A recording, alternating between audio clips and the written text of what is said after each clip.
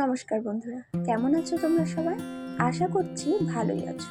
তো তোমরা বুঝতেই পারছো আমি আজকে ফার্স্ট এই ভিডিওটাতে ভয়েস দিচ্ছি। আমার ভয়েস ভীষণ খারাপ, সো তোমরা এটাকে ইগনোর করো। আর আমি আজকে যেটা আঁকছি সেটা হচ্ছে এই কৌটোটার উপর কৃষ্ণ ঠাকুরের একটি ছোট্ট মুখ। কৌটোটা আমার দাদা মেলা থেকে কিনে এনেছিল। দেখা মাত্র আমি ভেবেছিলাম এই কৌটোটার মধ্যে কিছু আঁকবো, কিন্তু কি আঁকবো সেটাই বুঝতে পারছিলাম না।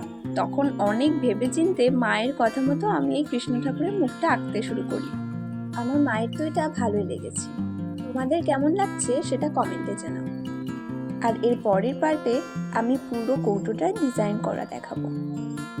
পরের পার্ট দেখার জন্য এই ইউটিউব চ্যানেলটিকে সাবস্ক্রাইব করে নিও। Thank you.